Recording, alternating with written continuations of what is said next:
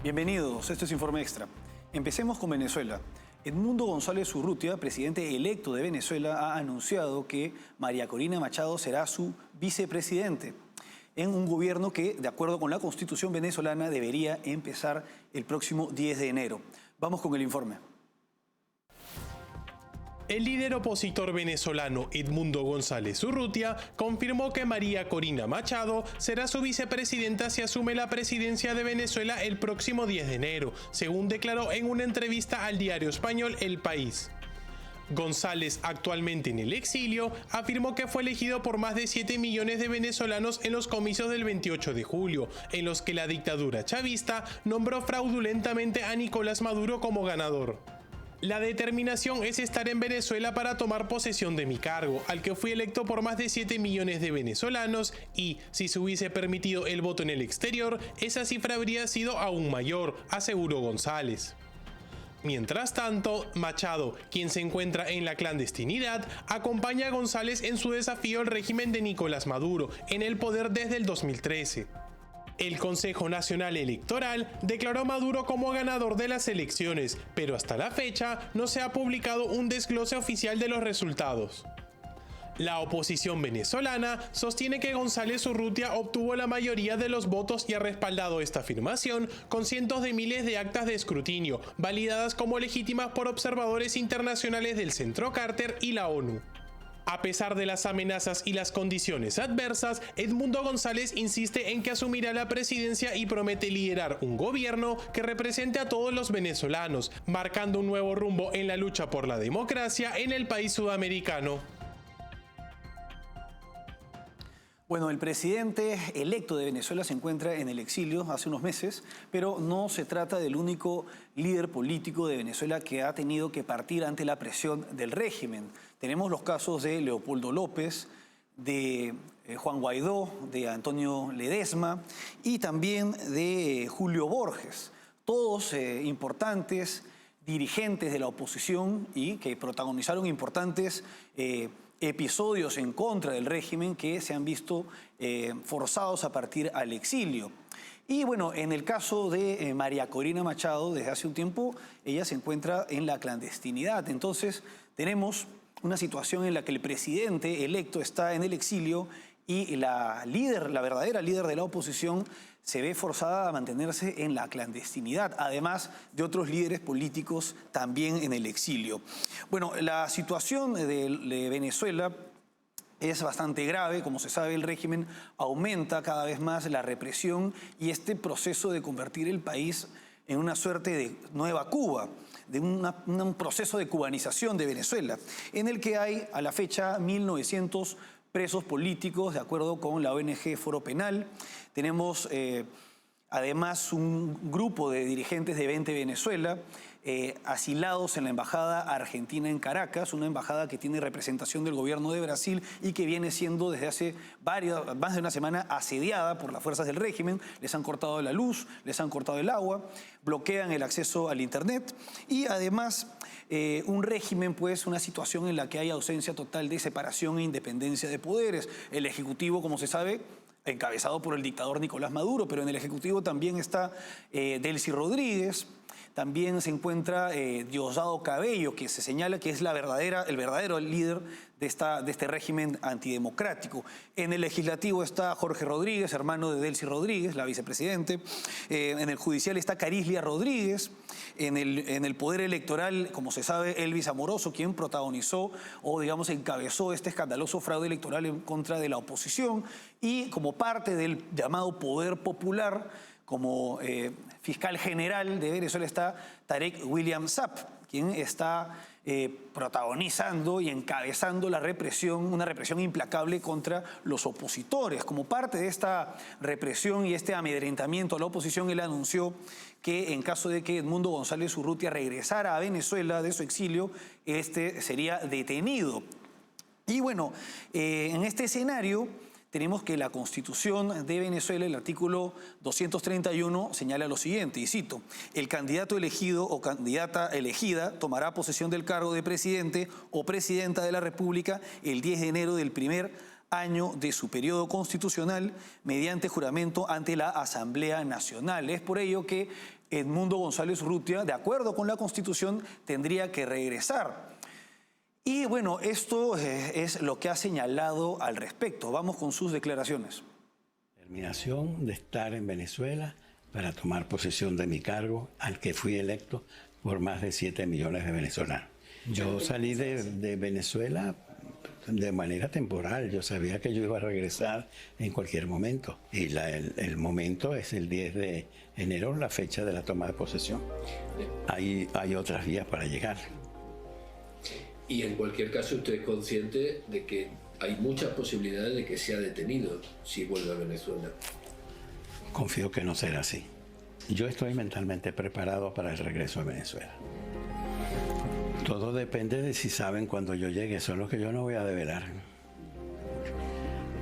De ahí en adelante ya empezaremos. Bueno, además Edmundo González Urrutia señala que María Corina Machado sería la vicepresidente de su gobierno, una decisión sumamente acertada porque ella es la verdadera cabeza de la oposición. Ella fue impedida por la dictadura de participar como candidata en las elecciones del 28 de julio y además ella ganó con más del 90% las elecciones al interior de la Plataforma Unitaria Democrática, que es la coalición de partidos políticos y movimientos opositores a la dictadura de Nicolás Maduro.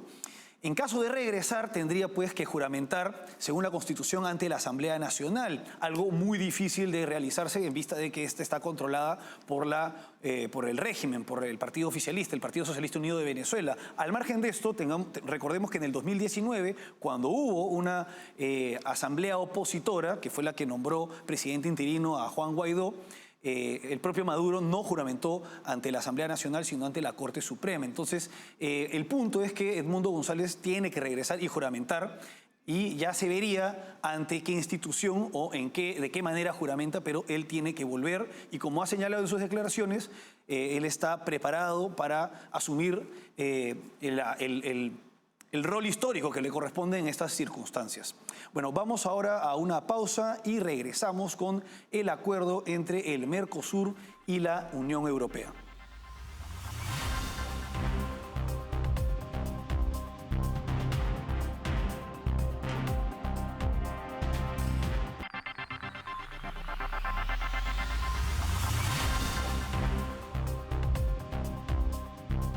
Seguimos en Informe Extra.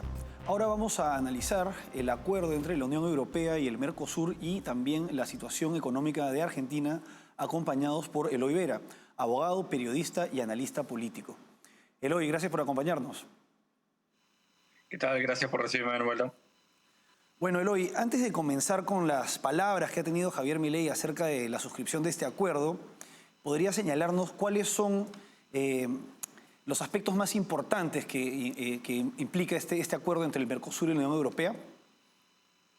Por supuesto. El acuerdo en realidad es un proceso muy largo en el que se viene trabajando básicamente desde que el Mercosur existe. Uno de los principales beneficios que se les prometió a todos los países cuando se unieron hace alrededor de 30 años fue justamente el poder de negociación colectiva con la Unión Europea y la capacidad de abrir ambos mercados mutuamente.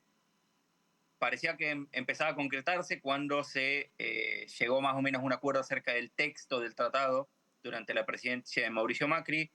Luego se congeló por un montón de presiones particulares. Distintos países de la Unión Europea no están de acuerdo, principalmente con la introducción de los productos agropecuarios de América del Sur, que son muy competitivos, como no lo son sus sectores agrícolas internos, y por cuestiones relativas a regulaciones ambientales y a este tipo de barreras pararancelarias que muchas veces, sobre todo la Unión Europea, pero otros países del primer mundo, aplican como para decir, bueno, no estamos implementando aranceles de verdad, pero estamos imponiéndoles regulaciones a los países del tercer mundo que sabemos que no pueden cumplir y por lo tanto sus empresas no van a poder competir con nosotros.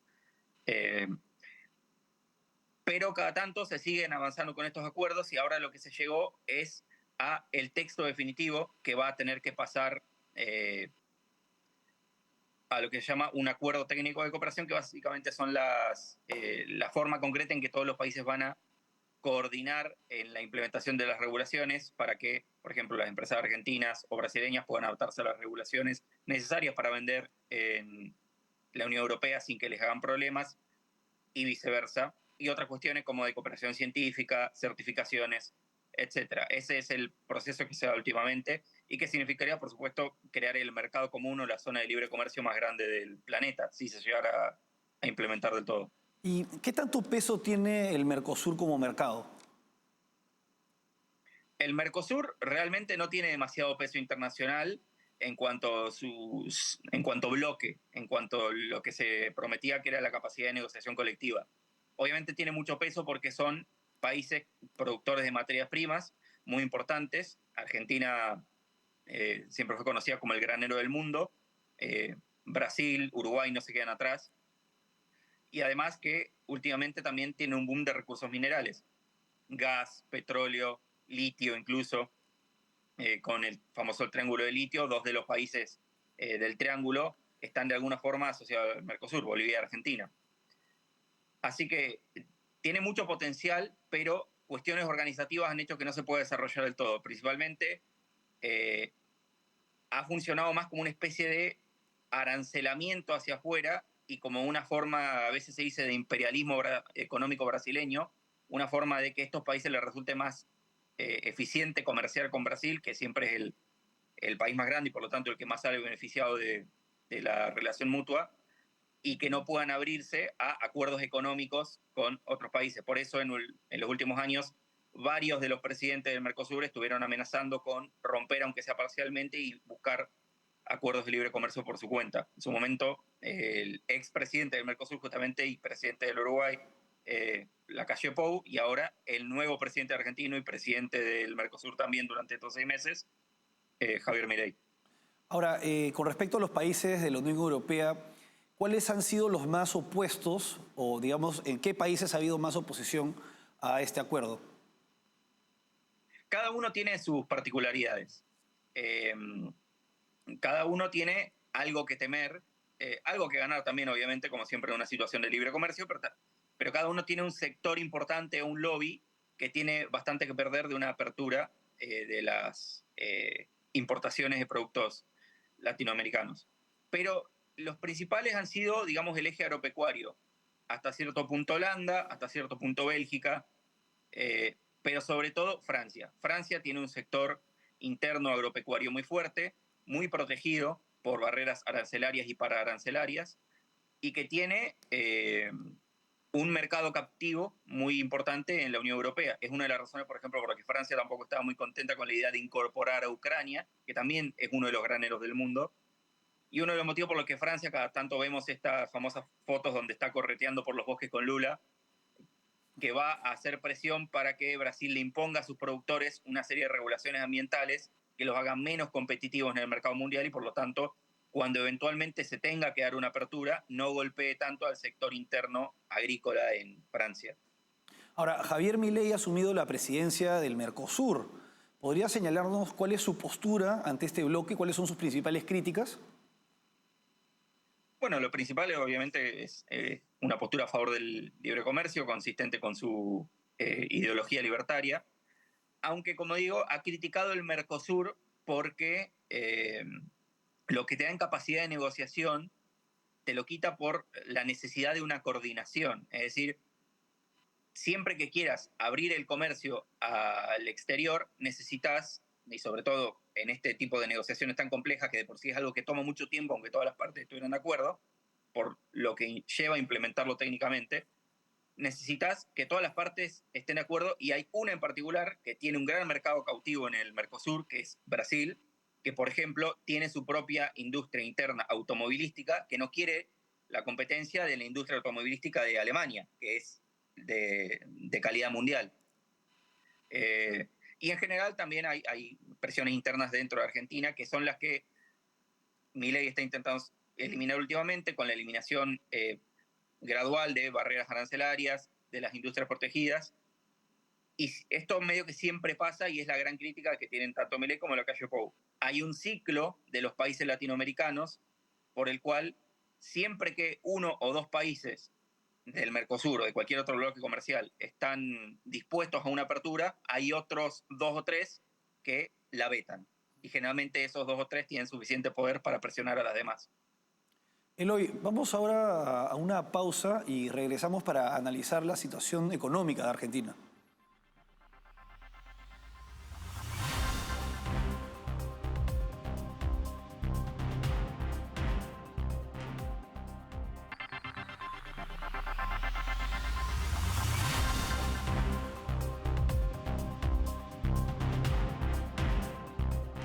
Seguimos en Informe Extra. Ahora vamos a analizar la situación económica y también política de Argentina y seguimos con Eloy Vera, abogado, periodista y analista político. Eloy, el gobierno de Javier Milei ha logrado reducir en 737 puntos el riesgo país. ¿Podrías señalarnos qué implica esto y qué tan positivo es para Argentina? Bueno, por supuesto, es el índice que permite el acceso al crédito internacional. Es importantísimo no solo para el Estado argentino, para hacer a la sostenibilidad de la deuda soberana, sino para que las empresas argentinas o los capitales privados puedan acceder a deuda en el exterior, para que se puedan insertar en el mercado internacional, para que puedan importar o incluso para que puedan potenciar sus propias exportaciones. En general, esto se debe a que el gobierno ha tenido mucho éxito, inesperado incluso por sus propias predicciones, en su capacidad para bajar la inflación, para mantener un superávit fiscal consistente y para incluso controlar otras variables que se predecía que iban a ser más indomables, como el tipo de cambio. Por primera vez estamos viendo una brecha cambiaria negativa. Sale más barato el dólar que se puede adquirir en el mercado paralelo que el dólar que ofrece el propio Estado a través de las instituciones bancarias. Este tipo de cosas, lo principal que genera a nivel de política interna es confianza. Se pensó a mitad de año, un poco más de mitad de año, que le iba a pasar a Milei lo mismo que le pasa al resto de los presidentes, que su imagen positiva en un principio iba a caer a medida que había un hartazgo social, y al contrario, sus números repuntaron y ya es el presidente con la mayor imagen positiva hacia el fin de su primer año, desde el regreso a la democracia. ¿Y qué aspectos llevaron a que el riesgo país fuera tan alto hasta hace un año?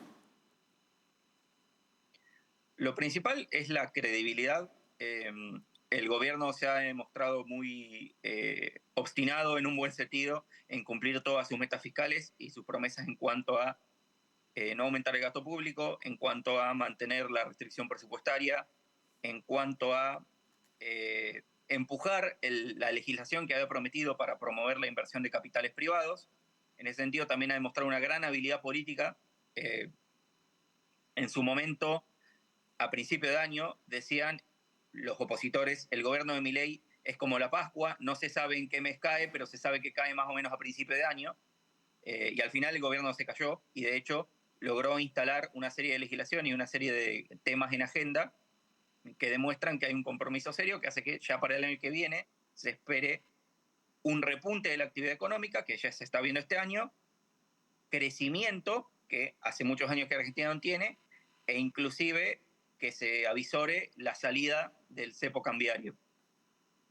Ahora, ¿podrías detallarnos un poco más los otros logros en materia económica que está teniendo el gobierno de Milei, además de reducir el riesgo país? Por ejemplo, reducir también, acabar con el déficit presupuestario, entre otros.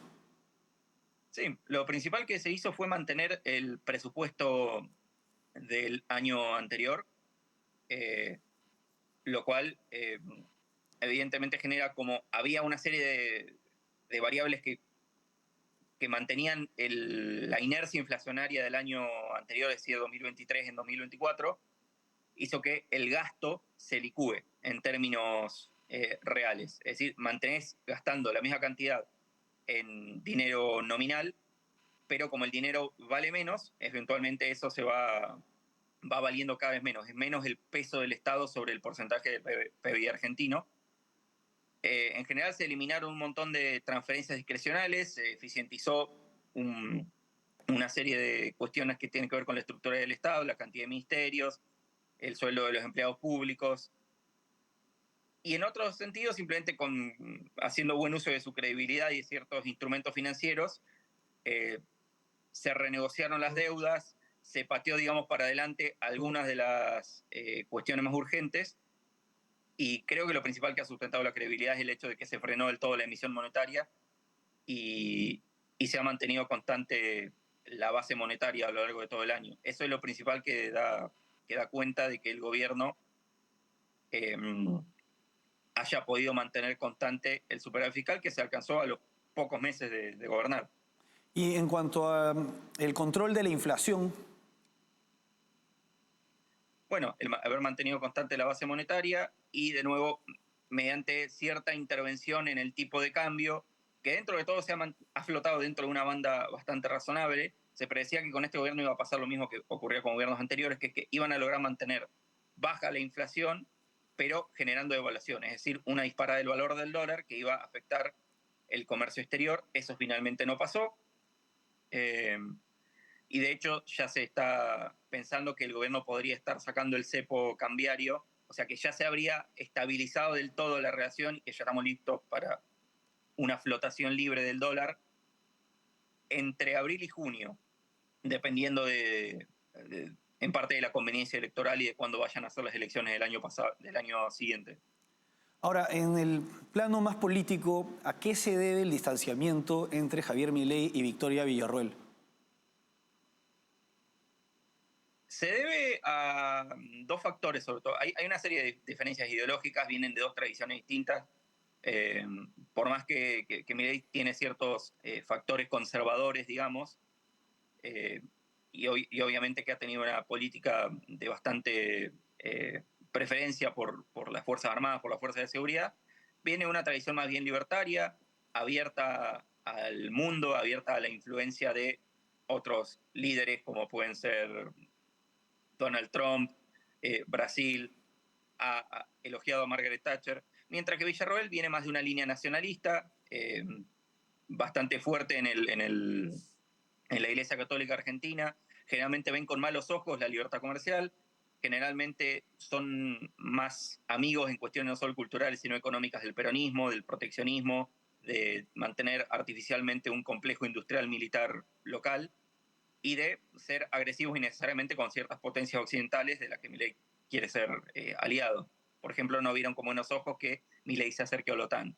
Después, a nivel táctico, el segundo gran factor fue que a Victoria Villarroel, en un principio, cuando Milei probablemente no pensaba que fuera a ganar las elecciones tan cómodamente como lo hizo, le había prometido ciertos cargos en la repartija de ministerios que finalmente se los dio a Patricia Bullrich, por dos motivos. Uno, por expertise. Patricia Bullrich ya había sido ministra de Seguridad.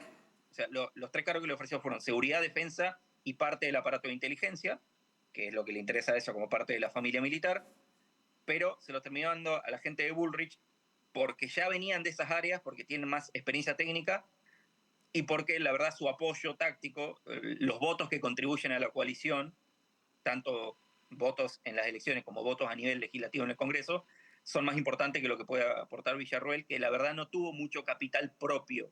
Nunca formó un partido antes de Milei, llegó a la vicepresidencia no por sí misma, sino por Milei, y de hecho, en su momento se especulaba que ella tenía una imagen positiva mayor que Milei, pero ni bien se oficializó la ruptura, esa imagen cayó, lo cual demuestra que esa imagen era derivada de que era percibida como un apéndice de Milei. Lamentable esta ruptura, pero se entiende por estas diferencias políticas. Seguramente también el tema de la admiración de Milei a Margaret Thatcher debe tener cierta influencia, teniendo presente pues, que ella es de una tradición, como señalas, bastante de apoyar y de reivindicar a las Fuerzas Armadas, y tienen pues este tema, gran tema de las Malvinas. Entonces ahí hay un punto pues que definitivamente debe generar inflexiones al interior de la derecha argentina. Bueno, Eloy, ha sido un gusto. Ha sido un gusto. Estamos viendo.